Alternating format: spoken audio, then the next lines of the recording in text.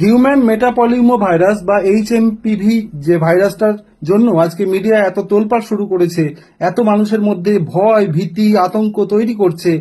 আসলে আপনি আমি না ভয় পেতে ভালোবাসি, তাই তো তারা ভয় দেখাচ্ছে। তারা সরকারি নির্দেশ উপেক্ষা করেই ভয় দেখাচ্ছে, যেখানে পশ্চিমবঙ্গ রাজ্য সরকার বলছেন যে এই নিয়ে প্যানিক করবেন না, আতঙ্ক ছড়াবেন না, তবুও তারা ভয় দেখাচ্ছেন, কারণ আমরা ভয় পেতে ভালোবাসি। জেনে রাখুন, এই যে HMPV ভাইরাস, এটা আর অন্যান্য 5টা ভাইরাসের মতোই একটা ভাইরাস, যেমন ইনফ্লুয়েঞ্জা AB, প্যারা influenza, corona virus, rhino virus, adeno virus, এইরকমই একটা ভাইরাস। ভাইরাস কিন্তু উপযুক্ত বা অনুকূল পরিবেশ পেলে সে সক্রিয় হয়ে ওঠে।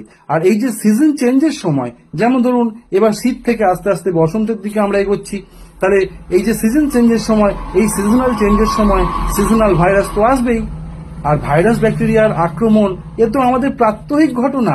আমরা জন্ম থেকে এই ভাইরাস ব্যাকটেরিয়ার সমুদ্রে বাস করি, তো সে আমাকে আক্রমণ করবে। কেউ কেউ কোনো ভাইরাস আমার শরীরের ভালোও করে, সবসময় সব ভাইরাস তো ক্ষতি করে না।